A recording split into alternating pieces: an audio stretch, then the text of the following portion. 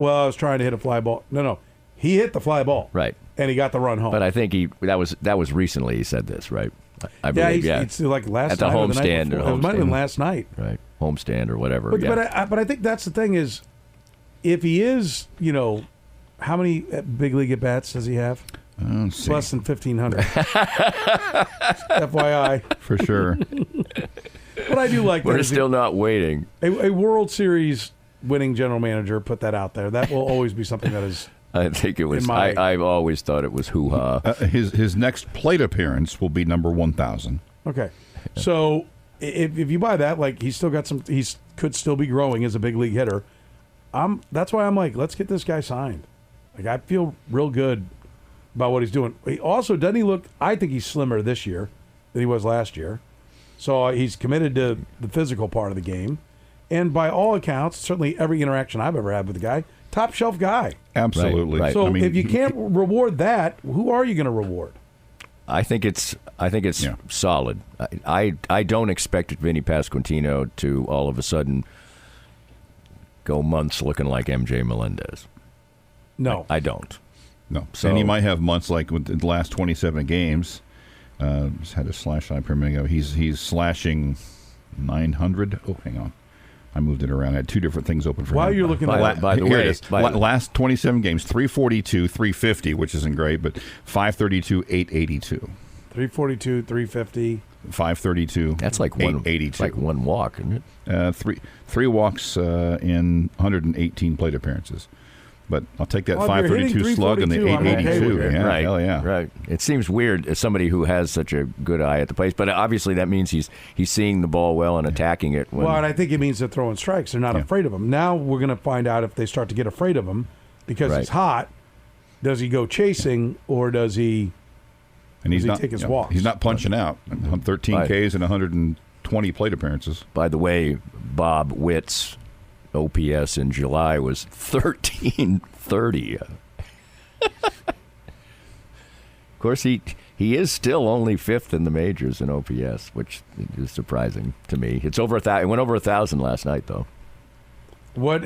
Who all's in front of him? Judge, Ohtani, Soto, Ohtani. Wasn't an A? Maybe did the A's trade a really good hitter? I thought I saw an A. Rooker had a good one, but it's not that good. Not that wasn't that good. high? I looked at it today. I think I have it up here.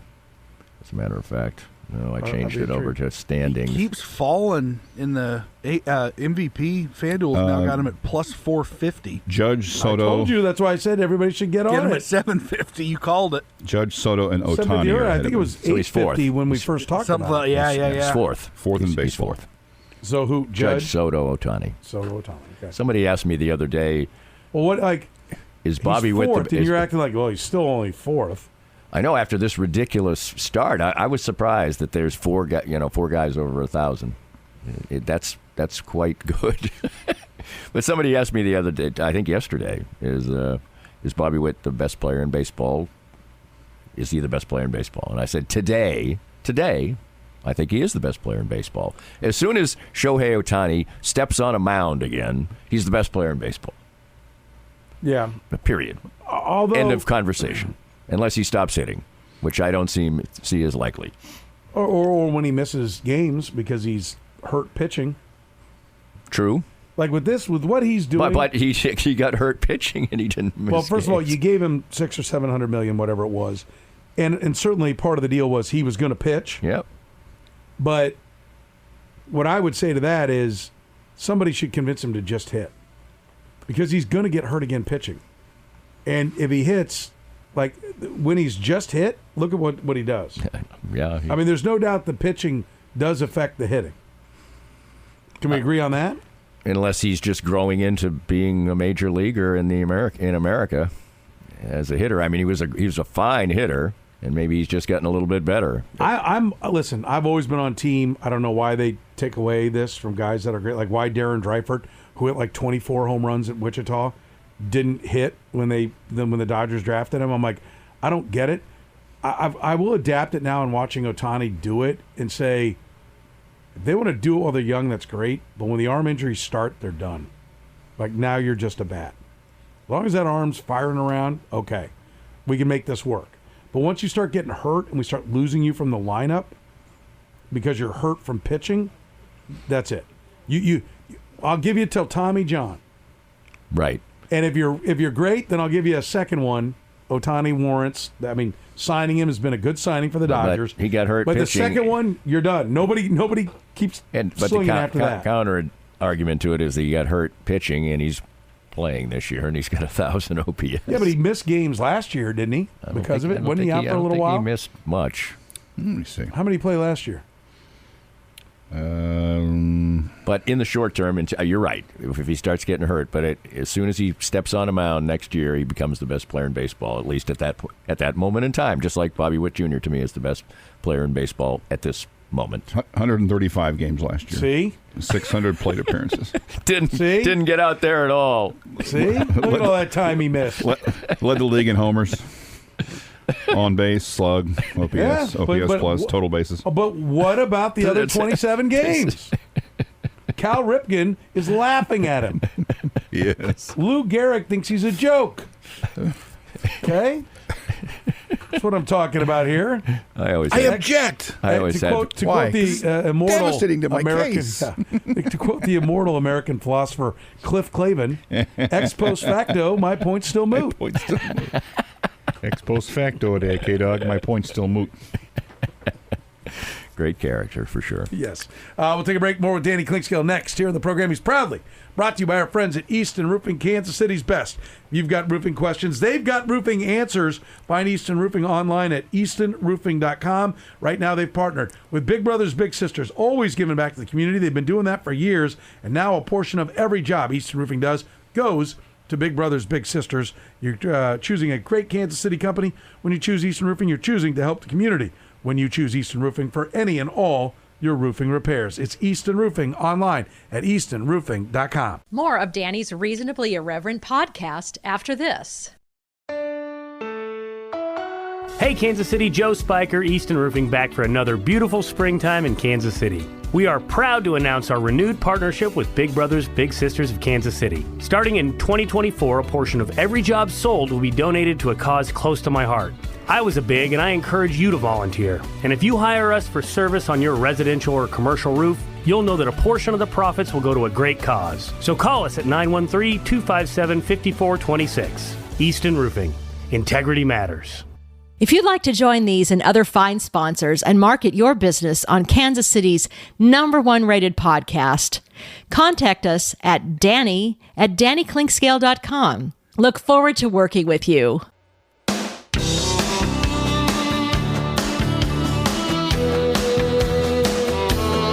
Clink is here, Danny Clinkscale. Dan Robert. That's right. Dan Robert, Clinkscale. I guess I would have picked Danny Roberts. That's Danny probably Roberts, would have. Then I would have come to Kansas City and would have had to change it. Okay. Well, you'd be Danny Roberts. There was I guess there was a Dan Roberts. Dan Dan Roberts, Roberts. very here. accomplished. Very accomplished broadcaster. Former PA announcer at Arrowhead Stadium. Strong pipes. Indeed. Dan Roberts. Danny's brought to you by our friends at Easton Roofing. Estimates are always free, no payment collected until you're 100%. They also offer thermal zone inspections. If you've got a business, they can tell you on the spot whether there is water under the roof. You're not going to wait weeks to get the answers your business needs right now. Easton Roofing, Kansas City's best, commercial, residential. It's Easton Roofing online at eastonroofing.com. Easiest decision in the history of decisions, as they say on the, insurance company? Oh, it's a credit card ad. Yeah. Guess who the Royals Players of the Month were and Pitcher of the Month? Bob Witt Jr. and Yes. Seth Lugo. Oh, Brady Singer. Oh, yeah, actually. Well, Lugo's been, well, And Singer has been fabulous. yeah. Oh, he has And been great. Lugo's had a couple of rocky starts in there. He did have a couple, that's right. I was thinking the way he finished. Brady Singer's been great. We looked up. He's been earlier this really week. great. Royals and Phillies are the only two teams. That would have been interesting. Only two teams in baseball to have three pitchers with at least 20 starts and ERA under 3.4. The Royals may have missed the boat on getting a little bargain done with Brady Singer, because not only is he pitching well, I think he strikes Anti-Bobby me Witt. as the type of guy who has a lot of self-belief and thinks, no, I'm not signing for that. I'm going to continue to do this. This is what I do. Doesn't he Oh, You seem like 100%. that kind of guy, and that's Always a good. You know has what? been. That's a good thing. But I think the thing we have to remember is, like I said about Bobby Witt Jr. Like people, if you're like, we should have signed Bobby Witt a year earlier. Think of what we could have got him for. He wouldn't have signed. Yeah, right. Because he knew he was better than that. And I think Brady Singer, to your point, I think there are guys that think they're better than that, and they're not. And I think there was wonderment of, was that Brady Singer? Brady Singer is always like, you don't tell somebody I'm not throwing the third pitch. I don't need it. If the first two pitches aren't any good, it doesn't matter what the third pitch is. Like, if that's your response, you're not a guy who's lacking in confidence. And that was his response. And everyone's like, why aren't you throwing the changeup? Why aren't you doing? He's still not really throwing a third pitch. No, he's not. I mean, I like, for all of us that have been like, well, you just can't shut up. He's, he is. He works in a few more. And I'd have to go back, and I'd love to sit with a real scout and be like, all right, hey, this was the key pitch of the at-bat. What was it? Okay. It was, because sometimes like, it's not a changeup, it's a cutter. Okay. Like you'd almost have to sit with Brady Singer. Between sinker, slider, and four-seamer, which, sinker's a fastball. So that's two pitches, basically. They're thrown slightly differently, but Yes. I think the other pitches add up to 11%. I think it's maybe not even that. Yep. I mean, it which I think is more. Right. I mean, to the yard. Well, he was throwing at 4%. Okay, it's 7% more, but it's still like what he's done has made the other pitches, the original pitches, better. Exactly, and his location is great. He's got good movement. He doesn't have the type of stuff where if you miss, you can get away with it. Right. And I think he has gotten better. Let's be clear. He's not just still doing the same thing. Because I think there's a lot of us that want to be like, you read the book, like Rich Hill. And Rich Hill, was it his curveball or his slider? I can't remember which it was. And he got with the Rays or whoever it was, and they're like, no, like he was out of baseball basically. Yeah. Like you throw this, it's your best pitch, and you throw it 14% of the time. Like throw it more. And so he started throwing it all the time. Well, we can't be like, okay, the guys who are out of baseball, who had a full repertoire, get their way back in by just throwing spinning pitches. And then be like, the guy who throws spinners, no, you got to have a full repertoire. Right? No, what happened was his slider wasn't good enough, and now it is. Right? It'd be great if you had two other, Seth Lugo's the other way. I don't know that he has any pitch that's right. dominant, but they're all good. And so most then you people, mix and match him, and he's baffling. Most people don't have the ability to do what he does. They just can't control it, or they don't have the mindset for it. But, I mean, Rich Hill obviously should scratch a check to whoever suggested that, because he made like $50 million after he was 38 years old, or something like that. It's a lot. The GM or the MVP maker, I think they tell his story pretty well in the book, The MVP Maker. And it's he's one of those guys that was like done. They're like, yeah, well, this pitch is good. Colin McHugh was a guy like that right. as well. The thing about Colin McHugh, I read this on, I don't know if it was, I think it might have been an Eno Saris piece. Colin McHugh had the great spinning curveball, but it was like super slow. And they're like, you have to throw it harder. And so they took. And for those who don't remember, he beat the Royals in the playoffs. Yeah, and it was like a nobody, and then became a legitimate starter for a championship caliber club of the Astros, and it's hung around as a reliever late, significant reliever. Yeah, and they're like, it's got to be, you got to throw it harder. And so they are pushing guys like, okay, if you throw.